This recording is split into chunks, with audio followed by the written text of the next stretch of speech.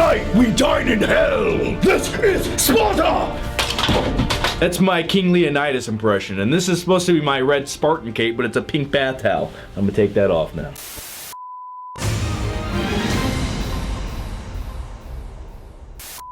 Hey there guys, how are you? Welcome to a brand new movie night. But first, I have a question for you. How would you like to save some cash and get $50 off a brand new cell phone? Well, with this Boost mobile offer, you can do both. With Boost, you get unlimited talk, text, and data, and you don't even have to sign a contract. So click the link down below in the description box, right there, down below, right. Don't get scared now. If you do so before March 31st, you can get $50 off a brand new cell phone, and plus you can see other deals and how much money you would save compared to your current phone bill. You might be surprised. Yeah. I seen 300 Rise of an Empire tonight. We're going to talk a little bit about that, some other movies, so let's go down to the Foot Cave. Hey there guys, how are you? I had to get an airhead from upstairs. Why, might you ask? Well, I feel like I'm going to have a sugar crash any second. It's been a long day. I woke up at 11 o'clock today. Pretty early, probably the earliest I've been up in about 5 years. Went to the gym. I seen 300 Rise of an Empire tonight, and you know what? Let's briefly talk about it. In just 1 second, because first I need to eat this. I feel like I'm... Woo! Okay, I'm alive now. Okay. We're talking about a few movies tonight.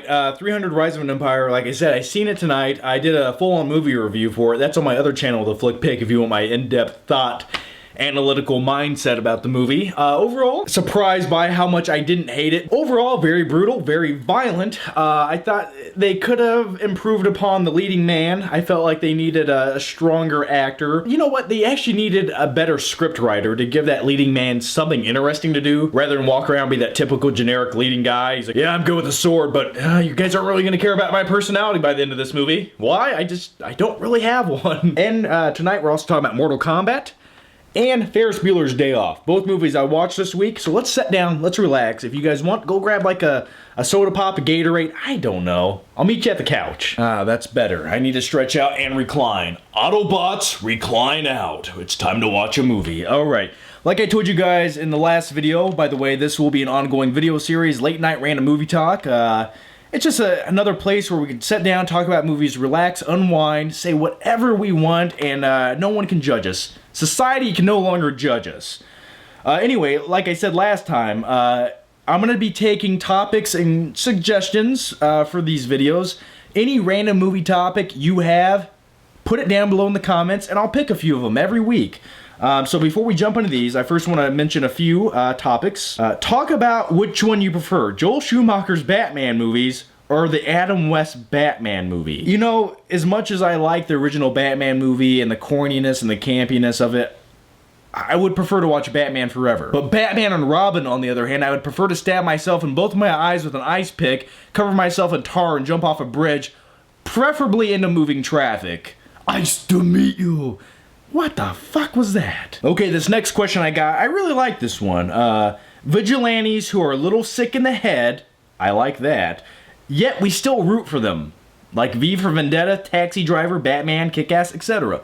I think you named some good ones right there. V for Vendetta definitely was a sick, sadistic kind of guy, but I agreed with his tactics. You know, you gotta be brutal to prove a point, and what he did to Natalie Portman in that movie was a beautiful thing, and I stand by it. My only hope is somebody one day will take me, lock me up, torture me, trick me into thinking something like I'm about to die. That way when I'm released, I feel like a new person. You know, that meal I eat the next day would be the most delicious meal I've ever had. It'll be the best day of my life. I will be reborn and grateful for everything I have in life. Okay? So, actually, please no one do that. I like the comforts of my life. But V for Vendetta, definitely. Batman, he's a little screwed up in the head. Yeah, he has some emotional issues, some mommy-daddy issues. I mean, yeah. But Taxi Driver, on the other hand, Travis Bickle, yeah, that guy had some emotional trauma going on in his brain. I mean, whenever you shave off your hair into a mohawk, drive a cab around all night talking about how you wish a big rain would come and just wash the filth and trash away. I have actually said things like that to myself when driving around. And then you start hanging out with a 12-year-old prostitute. There's issues there. Okay, I'm gonna set up for this one. Another topic somebody wanted to talk about was Sylvester Stallone. I'm not doing it. That's my Stallone impression. I'm still working on it. Best and worst Stallone movies. Worst Stallone movie ever, Over the Top. Best Stallone movie ever, Over the Top. It's weird. It's like how did that happen? But it did. In all seriousness, one of the worst would probably be Stop or My Mom Will Shoot. I believe that was the movie. Just awful. Just dreadful. Made me hate everything about life. Best, we're gonna go with the first Rocky movie, because it was like real acting. It wasn't just cheesy montages of nothingness. It was like, this is a legit story. We need speed! Speed! Greasy fast speed's what we need! Get up, you son of a bitch, because Mickey loves ya. Okay, some good movie questions this week. I only covered a few of them, but next week we'll do more. So, like I said, you got any? Leave them down below. We'll talk about them next week. I don't care how weird or obscure it is. Please. That's what I prefer. Okay, 2 movies today. I watched both these movies this week, and I've talked about this one a few times, Facebook, Twitter, just because I don't know why this was Mortal Kombat week for me. I was just in the mood. I felt like Liu Kang doing a bicycle kick. I felt like Johnny Cage. I even felt like Sonya Blade for a little bit. And I was like, why is this? What's this mean? Mortal Kombat! It's like a techno. Okay, anyway, look it up, because I just gave you the most awful version ever, and your ears are bleeding right now. But I was listening to the music, and all of a sudden I got the urge to watch this movie. Now, I'm gonna tell you a few things about this movie. First, I seen this in the theater when it first came out in 1995. Now, is this movie cheap? A little bit underwhelming? Have some of the worst CGI I've ever seen in a movie? Yeah, it does.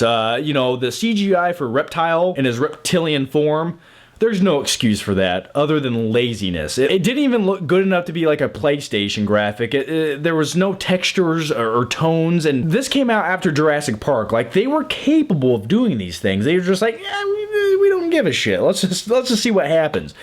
But the music, the style, everything about this movie screams 90s. I really enjoy it. Now, this movie has several fight scenes in it, but I would say the best one, and it has a great like hard metal music going on in the background behind it. It's Johnny Cage versus Scorpion. They start fighting out in the woods. Get over here! And then they end up in hell, and they're fighting, and Johnny Cage starts doing like these spins on a very conveniently placed pole. And I don't know. I really enjoyed it. All right, the next movie up is Bueller. This movie resonates with me ever since I seen it in the early 90s as a young kid. And why? Because I see myself as Ferris Bueller in a lot of ways. Do I want to skip school while I go through extreme measures to do so, like hacking into the school's computer to change my absent days, or having a best friend named Cameron who actually is a manic depressant who was laying in bed all day with pills, thinking he's sick? Yeah, I think that's very similar to my life. If you knew my true life, all those events technically did happen in a way. You know, there's just something about 1980s movies. It was a carefree time, you know, the economy was good, people were buying a whole bunch of shit they didn't want, and we were just making movies about fun, action-packed, carefree things and comedies and coming-to-age stories of teenagers. You know, it was kind of a good time. I was only alive for a few years of the 80s, but something about the style of the 1980s. Like, when I watched this movie and he's wearing like his little weird khakis with his white shoes and his leopard like sweater vest, I'm like, if I wore that shit today, I'd get beat up. But back then, I would have been the coolest guy ever. But a few final thoughts about Ferris Bueller's Day Off is, I love how the movie breaks the fourth wall. I'll give you an example of what I'm talking about at the end of this video. And also, I love how the movie makes you look at the bigger picture of life, you know? Yep, I've said it once and I'll say it again. Life moves pretty fast sometimes. If you don't stop to look around once in a while, you could miss it. So anyway, guys, thanks for watching, and I'll see you next time.